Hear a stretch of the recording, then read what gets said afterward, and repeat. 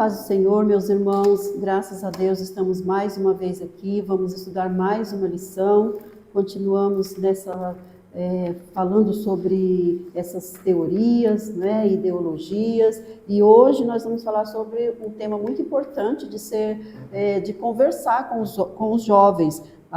O tema da lição hoje é a falácia do ateísmo. E essa lição será ministrada no dia 31 de maio de 2026. E hoje eu e a professora Rose iremos comentar essa lição. E eu vou pedir já para você iniciar com uma oração, Rose. Ok. Oremos então. Senhor Jesus, Pai bendito e amado, estamos aqui para te agradecer por esses momentos que vamos passar juntos aqui, que o Senhor possa se fazer presente, nos dar inteligência, sabedoria, Senhor, para um tema tão importante para os nossos jovens e para a sua igreja. Fica conosco e abençoa cada professor em cada congregação. Em nome de Jesus, amém. Amém, graças a Deus. Bom, o nosso texto principal, ele está no Salmos 14 e 1, né? Salmo 14, versículo 1, e diz assim: disseram os nécios no seu coração, não há Deus. Têm-se corrompido, fazem-se abomináveis em suas obras, não há ninguém que faça o bem. E o resumo da lição diz que a criação testemunha claramente sobre a existência de Deus, tornando indesculpável a incredulidade. E os nossos objetivos são indicar as motivações que levam ao ateísmo, mostrar as respostas bíblicas ao ateísmo e identificar as consequências espirituais e morais dessa posição filosófica que nega a existência de Deus. Como nós falamos, é um tema muito importante de conversar, de falar, de orientar os nossos jovens, não é? Porque nós, como cristãos, Deus, ele é tudo para nós, não é, Rose? Sim. E é até assim, a gente acha estranho alguém no mundo negar a existência de Deus, né? Mas existem essas pessoas, né? Como diz o nosso texto principal, o nécio diz no seu coração, não há Deus. Por causa da corrupção, de tantas coisas que acontecem, algumas pessoas chegam a essa conclusão, que Deus não existe. E isso é um tema muito abordado, principalmente ao redor dos jovens, nos lugares onde eles frequentam, faculdade, escola, trabalho. Então é muito bom a gente falar realmente sobre isso. Até na nossa interação, o comentarista ele fala assim, ó: prezado professor, na lição deste domingo vamos falar de um tema muito atual e necessário, em especial para a nossa juventude. O ateísmo tenta convencer o mundo de que Deus não existe e tem ganhado espaço na mente e no coração de muita gente, inclusive dos jovens, por meio do ensino secular em muitos casos. E, infelizmente, né, existem até casos de jovens que às vezes até nasceram no lar evangélico, né, durante muito tempo frequentaram uma igreja e de repente passam a acreditar nisso, nessa mentira, não é? Porque isso é uma mentira de Satanás. Porque Deus, nós sabemos que Ele é real. Ele é real na nossa vida, Ele é real no mundo em que nós vivemos. Né? Nós vamos ver no decorrer da lição, e nós sabemos particularmente, né, que existem muitas razões para nós afirmarmos e crermos na existência de Deus. Então, acredito que vai ser uma lição muito importante, como todas têm sido, não é? Para a gente falar com os jovens. E eu vou entrar aqui já no nosso primeiro ponto. Você tem alguma coisa aqui antes disso, Rose? Na orientação pedagógica, alguma coisa que te chamou a atenção aqui? Não, Edna, na lição de professores mesmo, vale a pena ler e ler as referências também dos argumentos ateus, porque são argumentos que convencem. Sim, exato. Se não convencesse, essa lição não precisaria estar sendo ministrada. Então a gente tem aí alguns argumentos, mas tem algumas refutações, algumas respostas bíblicas. Sim. Então seria bacana os professores lerem esses argumentos e essas refutações, né? Sim. Caso o aluno faça alguma pergunta, né? Exatamente, muito importante da forma que ele colocou aqui, né? Bom, então vamos ver aqui o nosso primeiro ponto. Ele fala sobre, vamos falar sobre motivações do ateísmo, né? Então existem algumas coisas que as pessoas que não acreditam em Deus, os ateístas, eles são motivados por alguma coisa para chegar a essa conclusão. E no nosso primeiro subtópico ele fala da prevalência da ciência, que é uma motivação para alguém dizer, né, que Deus não existe. Quando, na verdade, se a gente pensar, não deveria ser assim, né? Porque a ciência, não tem como negar o avanço da ciência, não tem como negar a importância da ciência na vida da humanidade. A ciência, ela teve um avanço absurdo, principalmente de algumas décadas para cá. E tem contribuições importantíssimas para nós, para os seres humanos, não é? E aí a gente pensa assim, um homem que chega, um cientista que chega a desenvolver tantas coisas, de onde vem essa capacidade? De onde vem essa inteligência? Não é?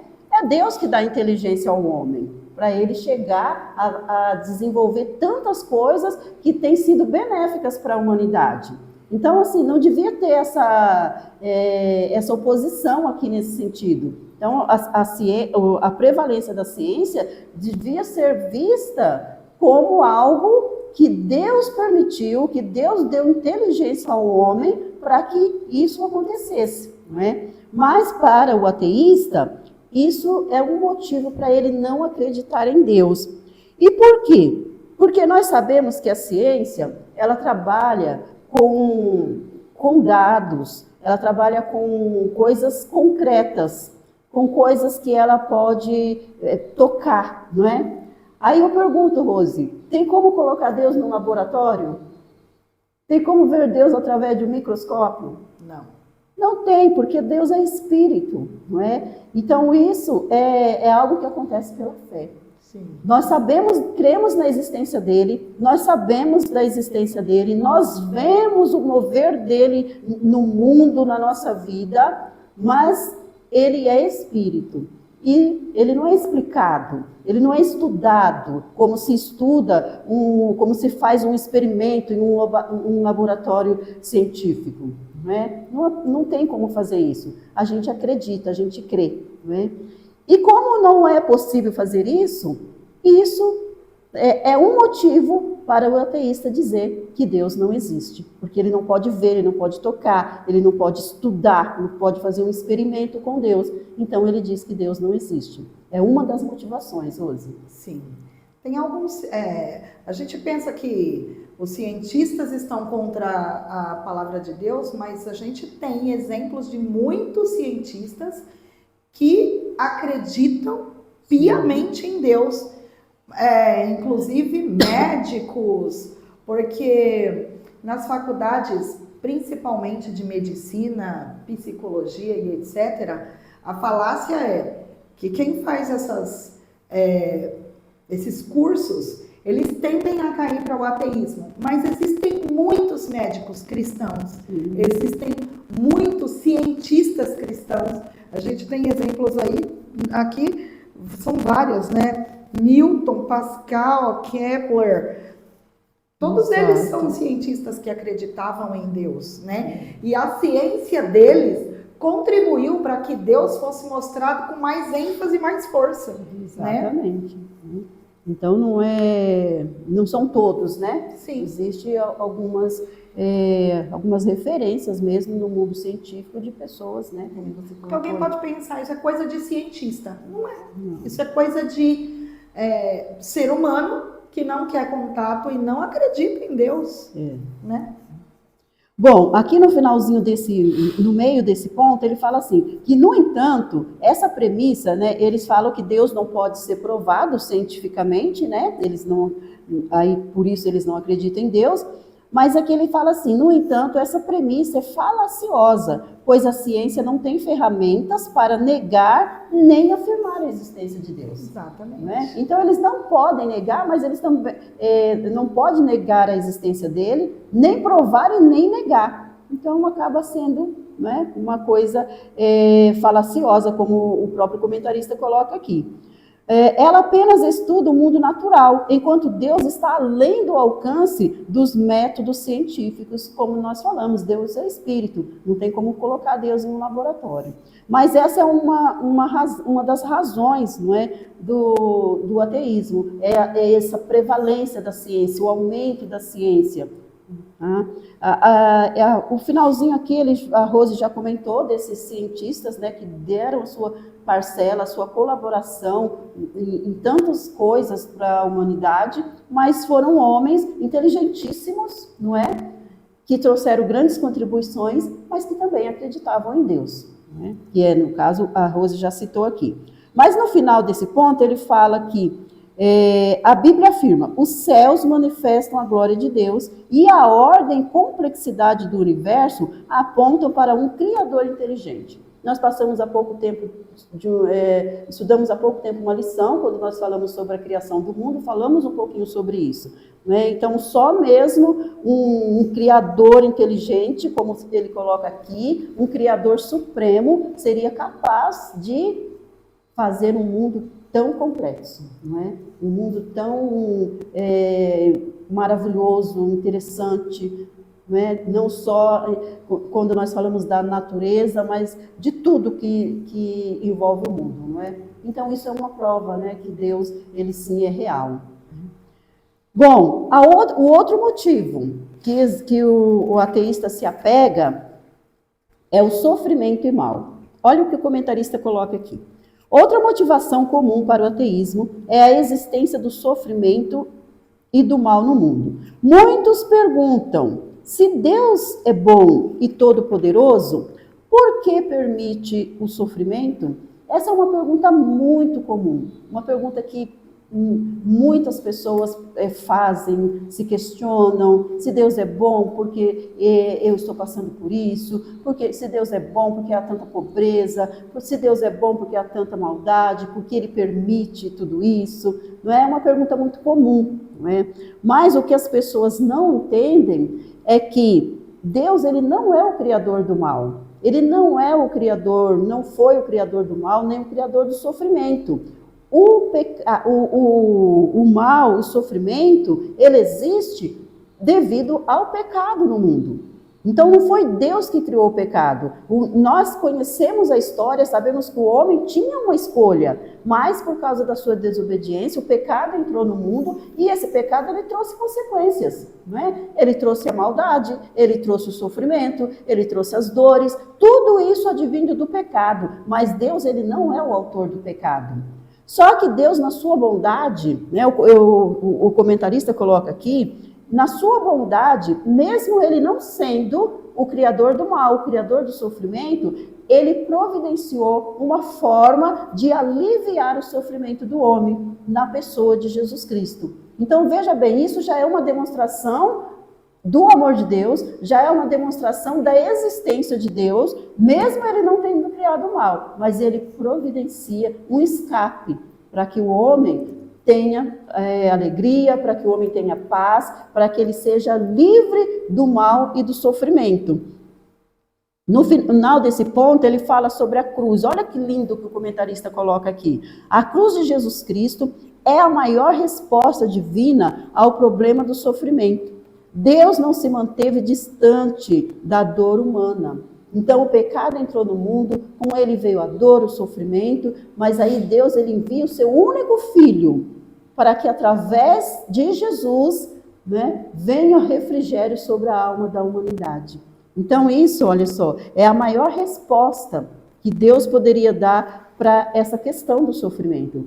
Deus traz alívio ao sofrimento. Talvez na nossa sala tenha algum aluno passando por dificuldades, não é? Passando por sofrimentos, passando por dores, problemas no lar, problema talvez na vida dele mesmo, doenças que muitas vezes acometem o lar do crente, não é?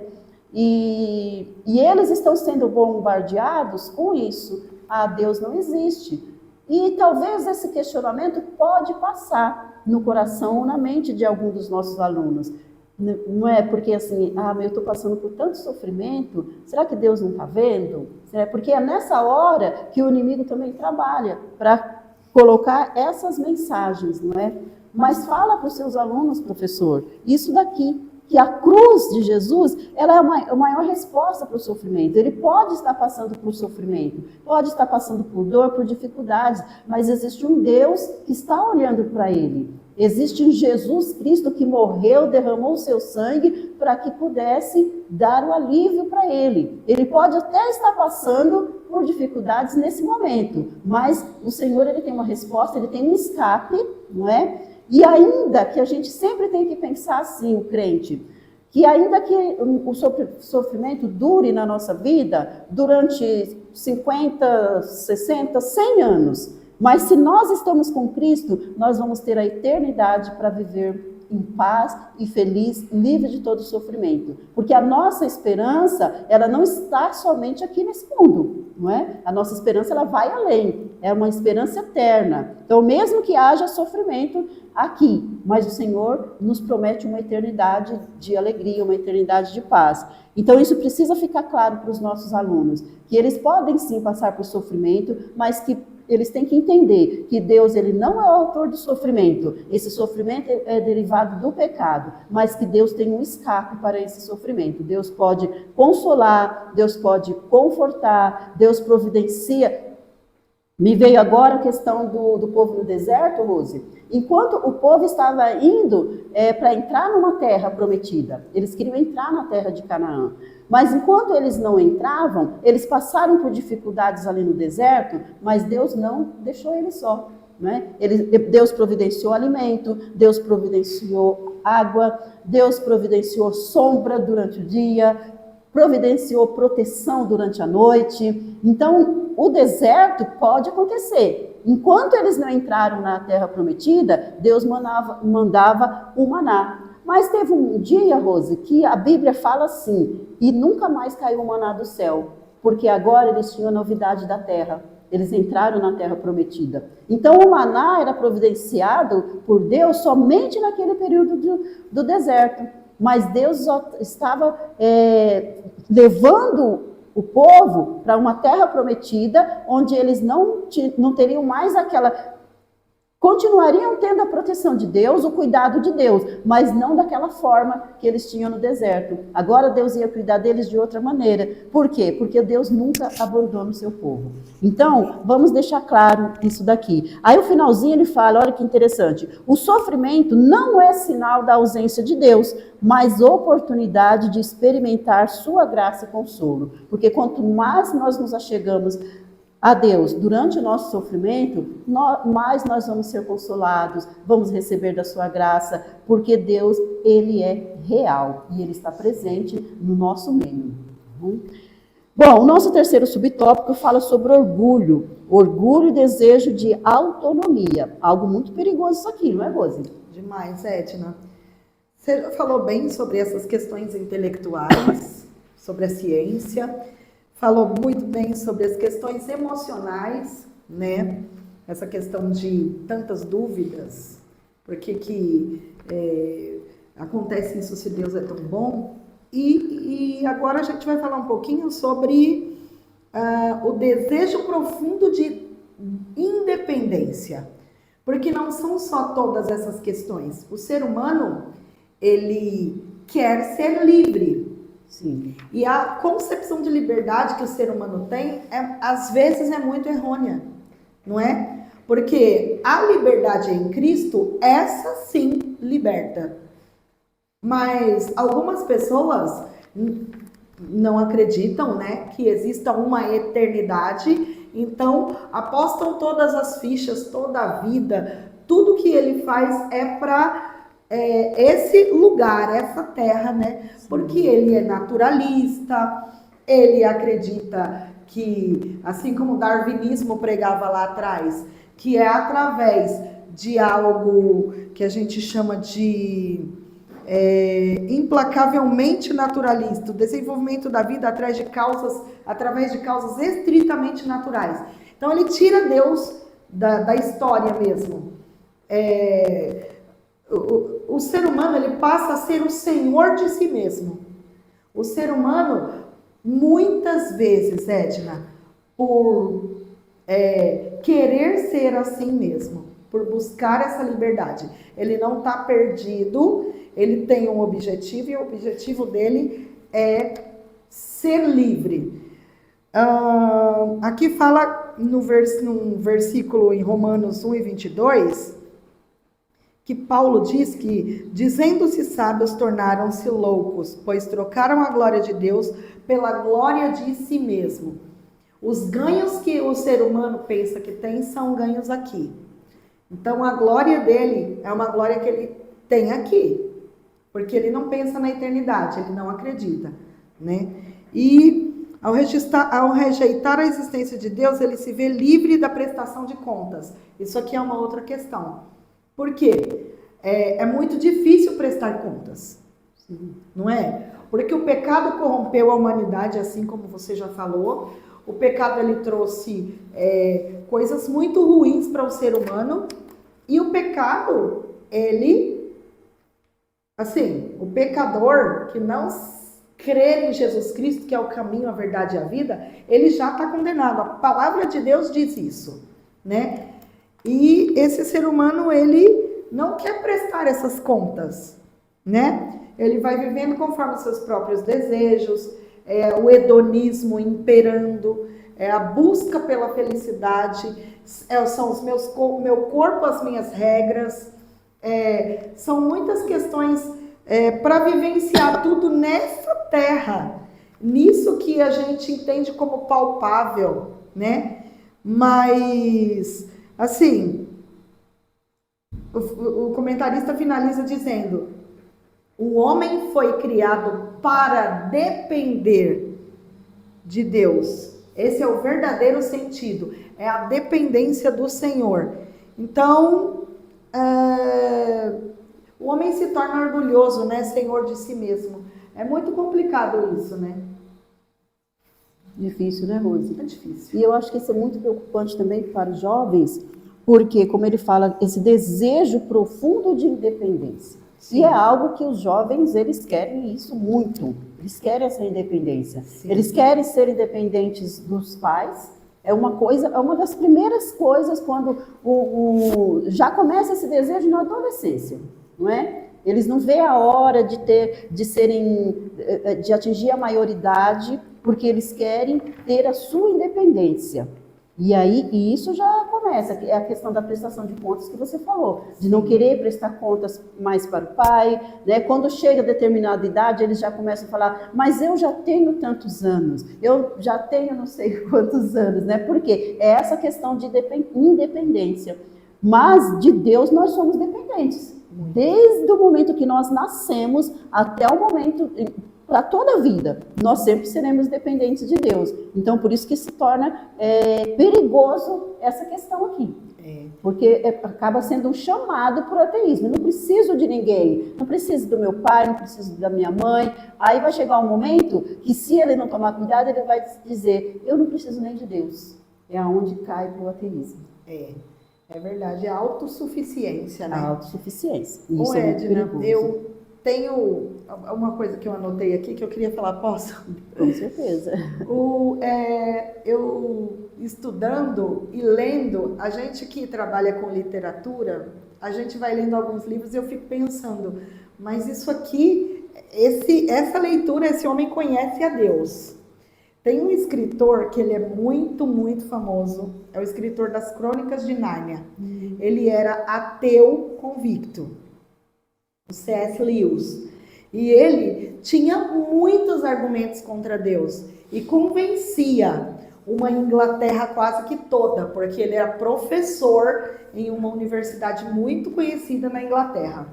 Então ele começa a escrever contra Deus. Mas aí ele se converte, ele passa a crer em Deus e se converte ao cristianismo.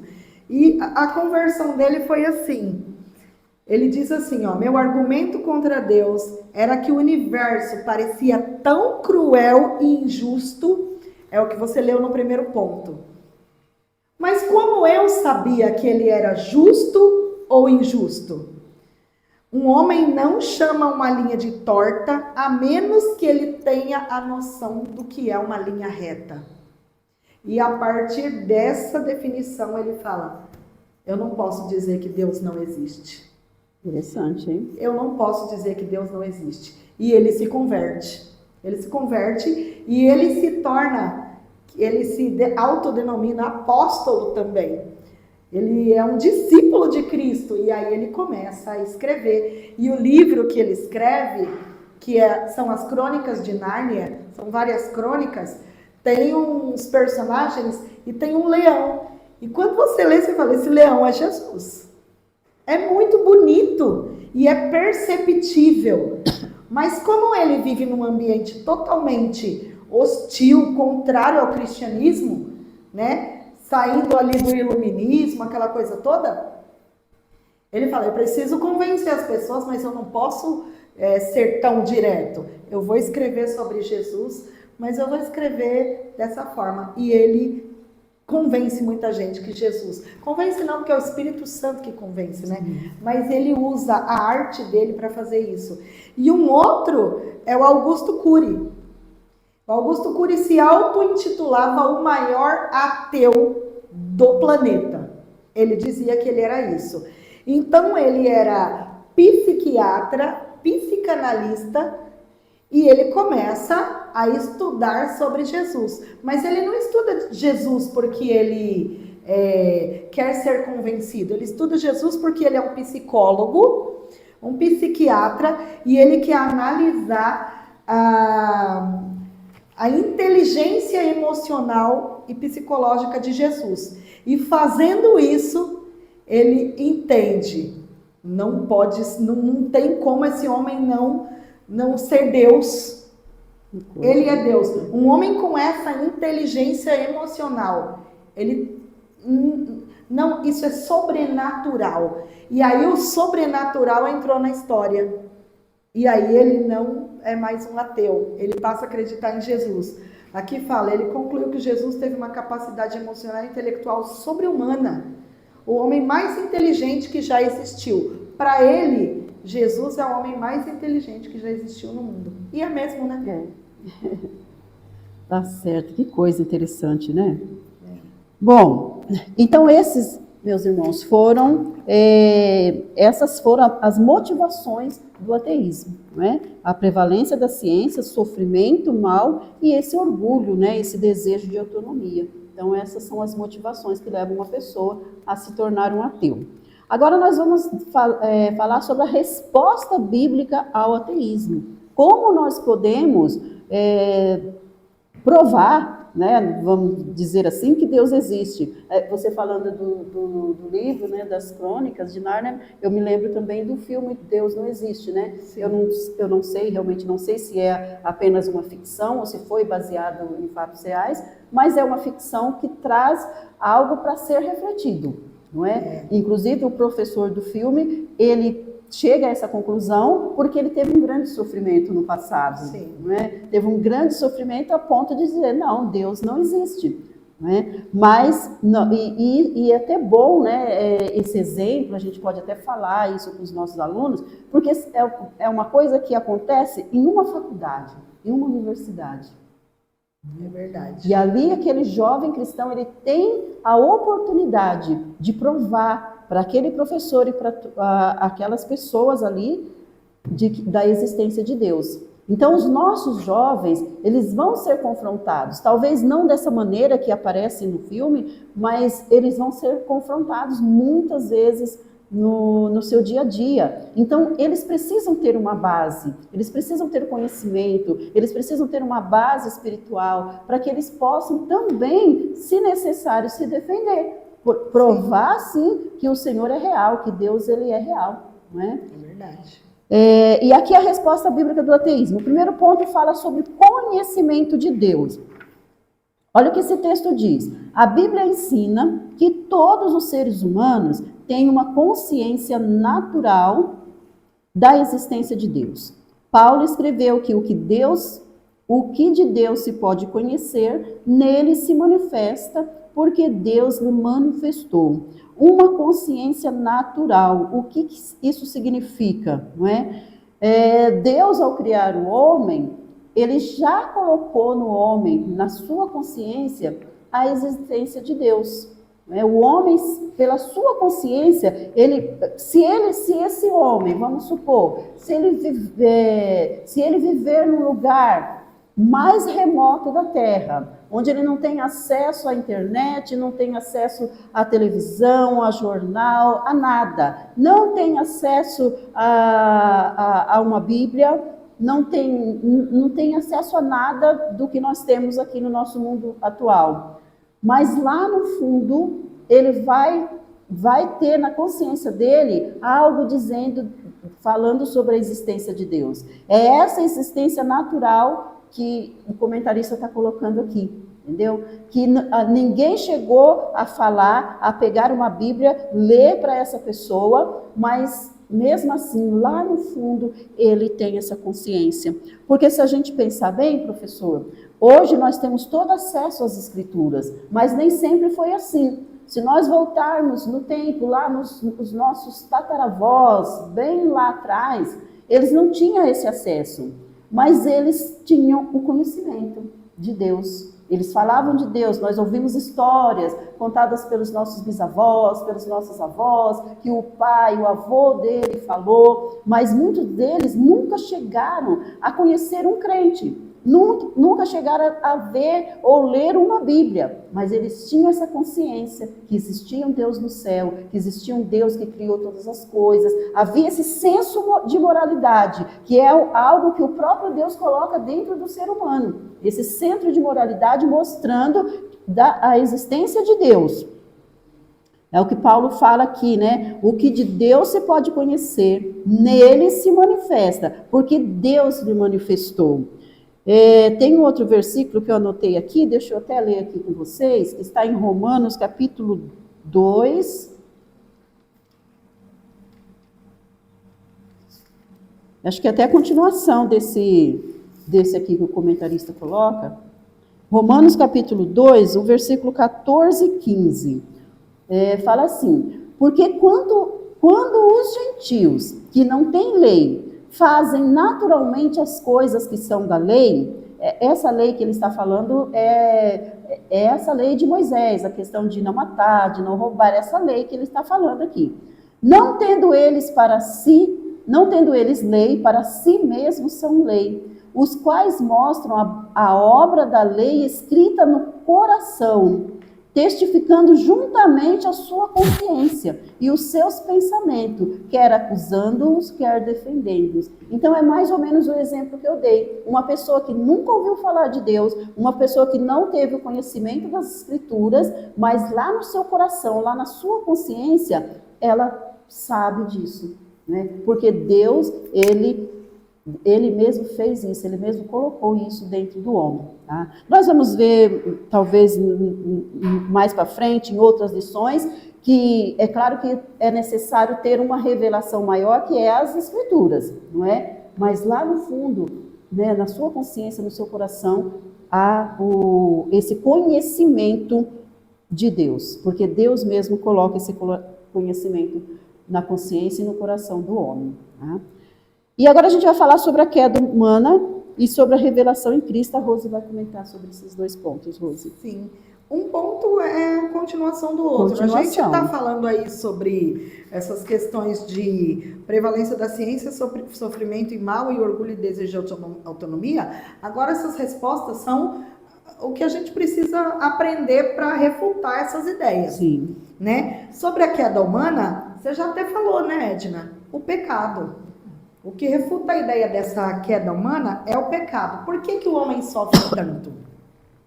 A Bíblia mostra que a incredulidade é a consequência da queda e apresenta-se como uma rejeição voluntária da verdade. A gente precisa entender que é uma rejeição voluntária. Quem é ateu voluntariamente, racionalmente. Na mente dele, ele entende que Deus não existe, né? E ele tem essa verdade aí. Mas a gente tem uma verdade revelada na criação. O pecado não separou o homem de Deus apenas. Ele também corrompeu a sua mente e o seu coração.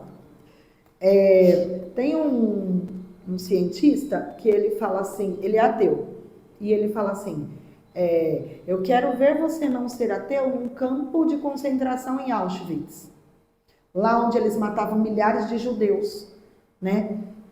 E aí ele vai falando, e ele vai pregando que Deus não é justo, que a maldade permitida por Deus tira toda a deidade dele, no caso. E isso é uma falácia, porque Deus, ele contempla todas as dores. Mas a gente precisa entender que se tudo isso acontece com a humanidade, é porque o pecado entrou na humanidade. E o pecado, assim como a palavra de Deus diz, ele corrompeu o coração e a mente do ser humano.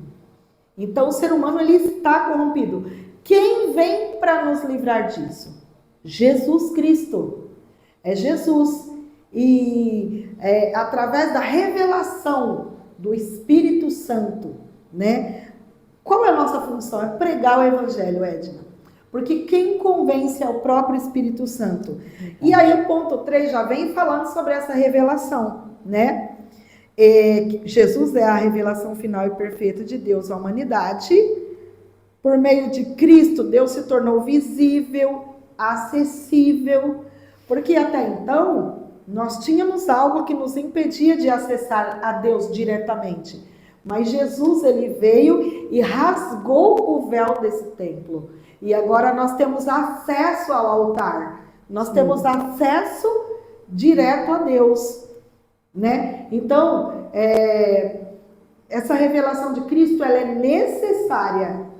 Aqui diz também que negar a existência de Deus é rejeitar a revelação que ele deu de si mesmo, por meio do Filho, que era Jesus. Aí tem os milagres de Jesus, a morte de Jesus, a ressurreição de Jesus, e tudo isso vai confirmando a veracidade da missão de Jesus.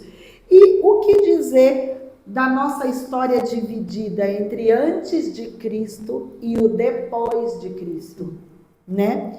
Todos esses acontecimentos bíblicos, eles não são histórias de ficção, são relatos verídicos escritos por homens, sim, mas inspirados por essa revelação,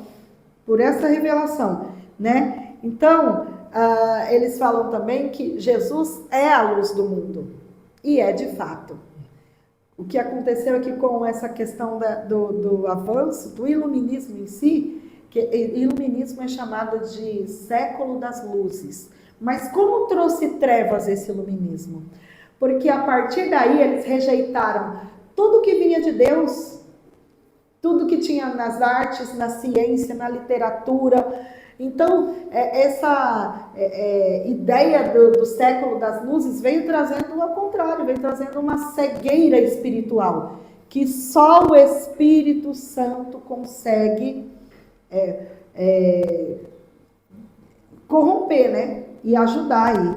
A gente até tem uma questão aqui da cegueira espiritual, em um versículo, mas eu perdi, eu não vou conseguir achar agora. Mas a gente precisa entender isso. São 3 respostas muito importantes para esse ateísmo, Edna. Jesus falou que ele é a luz do mundo. Ele é a luz do mundo. Quem está nele não vive em trevas. Sim. É necessário estar em Cristo para contemplar, né, como você falou, ter esse acesso todo, né, estar perto de Deus, né, é necessário.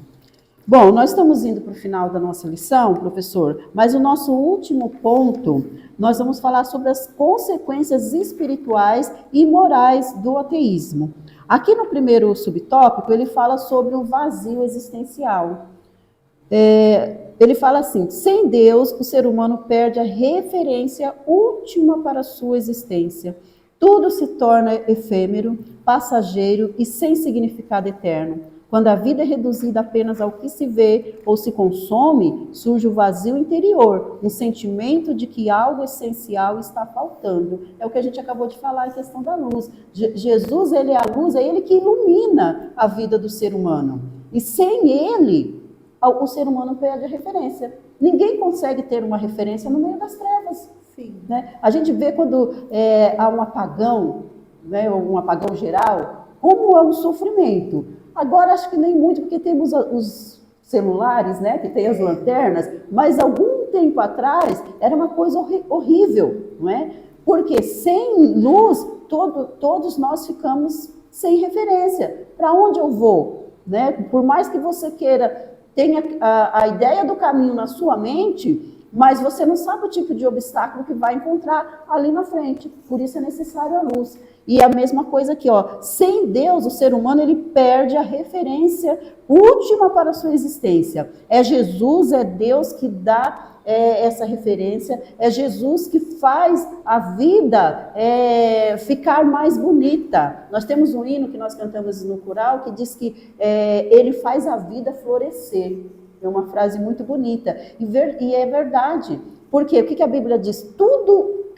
As coisas velhas passaram. Quando nós encontramos com Jesus, encontramos com Deus, há um novo sentido na nossa vida. Há uma nova direção, há uma nova forma de ver a vida. Não é? Então, o ser humano, esse vazio existencial, né, que existe na alma de todo, dentro de todo ser humano, ele só pode ser preenchido por Deus.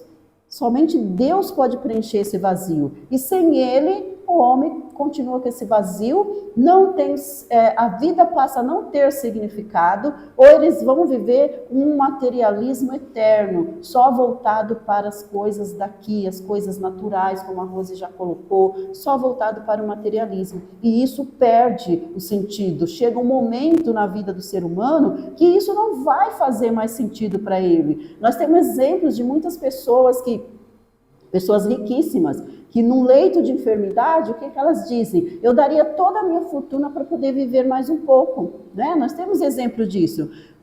Então, sem Deus, o homem não tem essa referência, o homem não tem esse vazio preenchido. O único que pode preencher é Deus. Então, quando o homem cai para esse lado do ateísmo, isso é muito difícil, porque perde toda a referência, perde toda a motivação de se viver. O finalzinho ele fala que esse vazio é perceptível nas crises emocionais. Isso é muito real isso aqui, gente.